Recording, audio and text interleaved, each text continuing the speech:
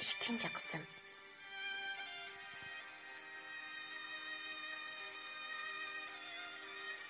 Bu çağdaki hissiyatımni til bilan ifodalash mumkin emas. Balkim manga o'xshash qismatni beshidan kechirganlarla his qila olishi mumkin. Qo'limdagi telefonni egisiga qaytarib berib, rahmat aytgandan keyin odam yo'q yerga berib, ön qo'yib yig'ilib etdim.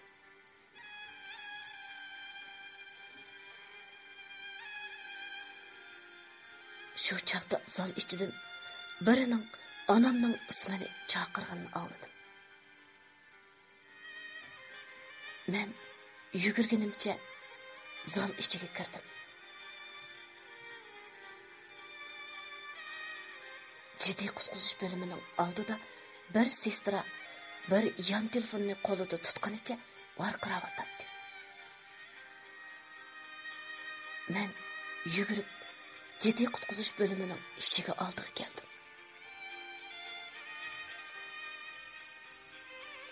Men uning qo'lidagi yonfoniga qaradim.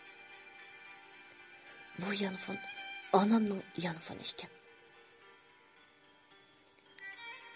Sestra qiz chiroyimga qarab qo'yib, "Bu onangizning yonfonimi? Bekto'la telefon keldi. Men sizga beray." deb qo'limga tutqizib qo'yib, kayniga o'rlibla kirib ketdi. Yonfon teqchil sayrayotdi. Men telefon ekraniga qaradim.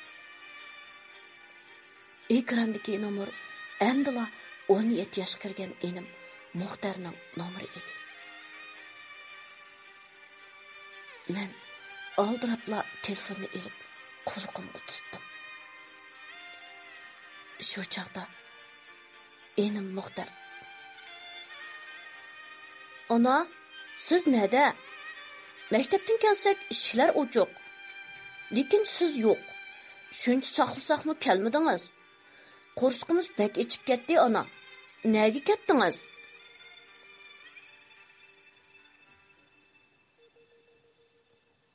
Bu gaplarni anglab, o'zimni tutib ololmay, buqildab yig'lab ketdim. Enim ovozimdan meni tunib: "Aka, nemish bo'ldi?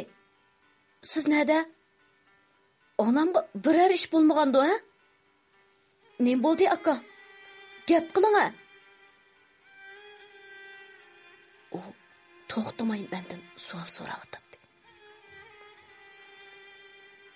Men bektasda yig'imni to'xtatib, uningga onamning o'shidan ketganligini, hozir noyilik doktorxonada ishganligimizni,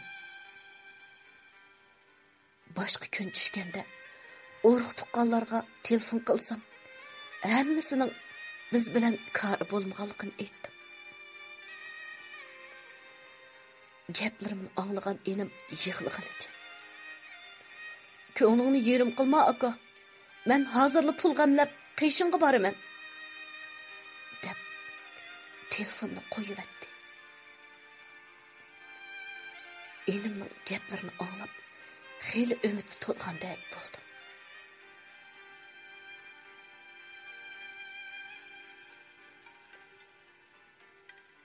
Men ruhsiz holda jiddiy qutqizish bo'limining yon tarbidagi o'rindiqda o'tirib, xiyol surishga boshladim.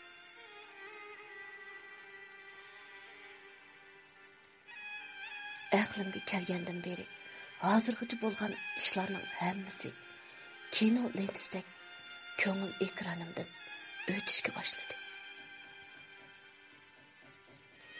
Men asli kichigimdan tartibla bundoq eski bola emas edim.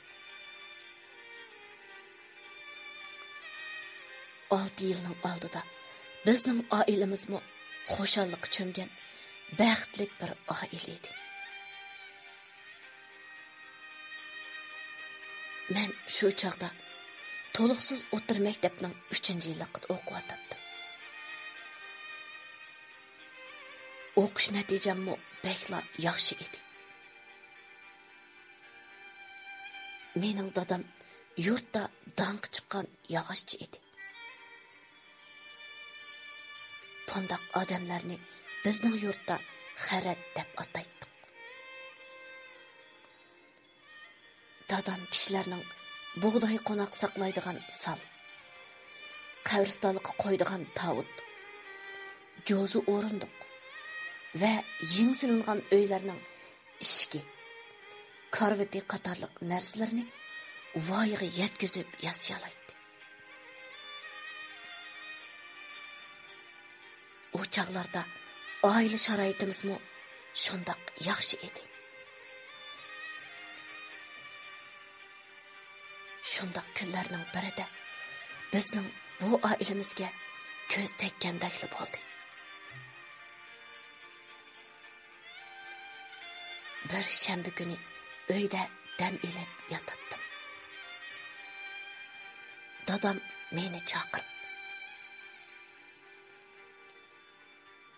"Yezliq bozorga berib, 10 santilik maqdan 5 kilo akilib bera balam," dedi. Men ikki chaqliq motosikletni minib mangay deb turishimga dadam meni chaqirib, "Balam, to'xtig'ina. O'zim baray bo'ldi. Boshqa saymonlarmi tugab qapti. O'zim berib akilay. Men barsam azonroq olalayman emasmi?"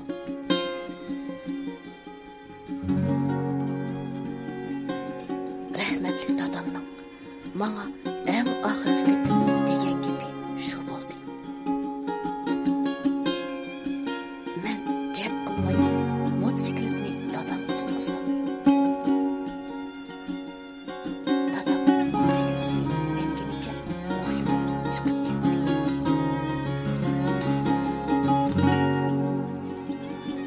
Shu kun faqatla esimdan chiqmaydi.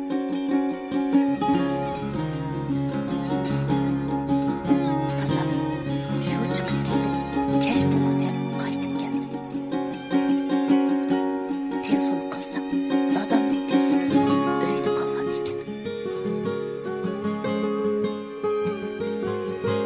Etigan onam dadamdan asrab meni yezliq bozorga berib, dadamni izlab beqish uchun avatdi.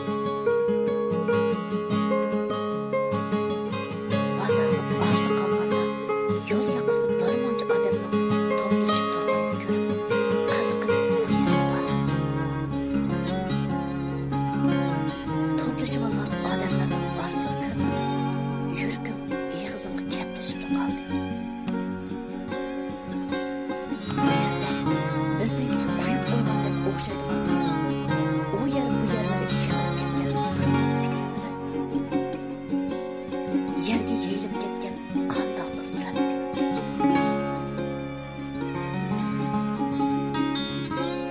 Yuragimning so'kish tezlashib, motosikletga yaqinroq berib qarab baktım. Xato emas. Dal bizning motosiklet ekan. Men atrofdagilardan bu yerda nima ish bo'lganligini so'radim.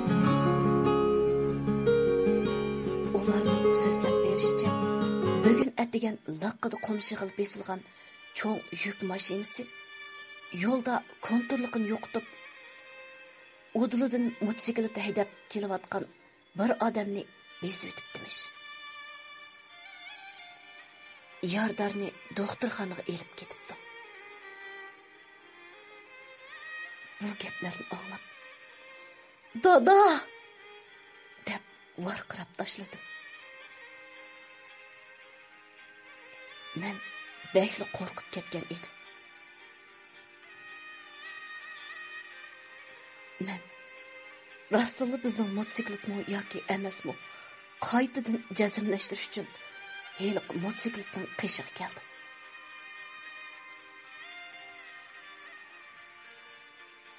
U yerda o'yib qolgan qonlarning orasidan bir pay oyog'ini topdim.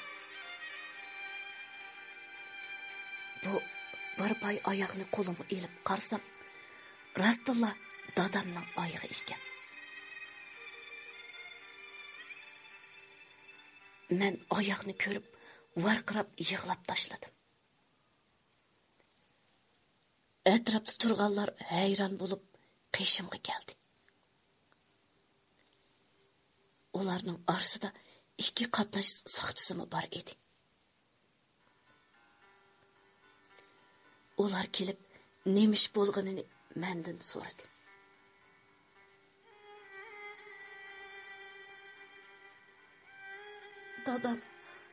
Dadam. Men qo'rqib ketdimmi aytavur.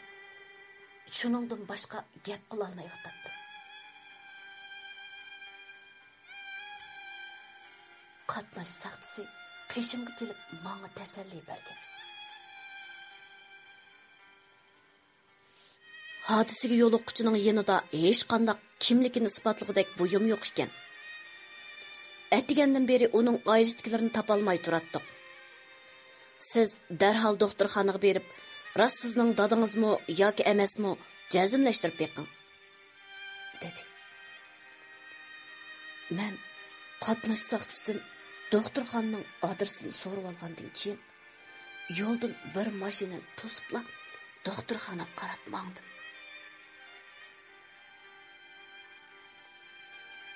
Anamga xabar qilmadim. Maqsadim hozir onamni ansratmay.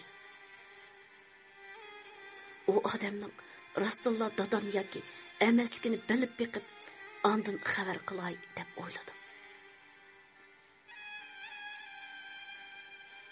Doktorxonaning oldiga kelganda mashinadan sakrab tushib, jiddiy qutqizish bo'limidagi Sestralar punktida kompyuterga qarab o'tirgan sestra qizdi.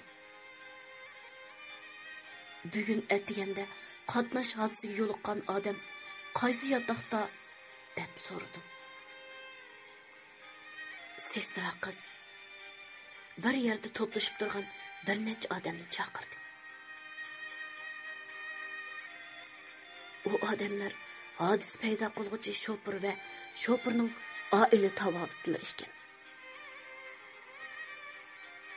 Ular qishimga kelibla yig'lab meni bekli qo'rqitib etdi. Men nima qilishimni bilolmay titrab turdim. Aradan yoshli cho'ngroq bir odam menga tasalli bergach, qo'limdan yetlab bir burjakdagi kichik uyga akirdi.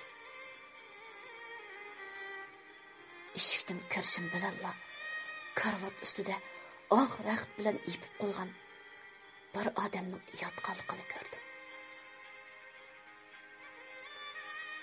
Men titirganimcha berib raxtni ochdim.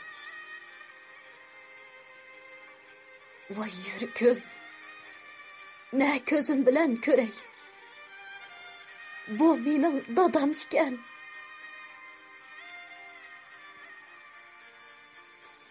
Bechara dadamning yüzü sak qaptı. Qalgan yerleri qon bilan milinib, go'shlari sangilab qolgan edi. Atrofdagilar to'xtamay menga tasalli berib, bir nimalarni deb yig'layotdi.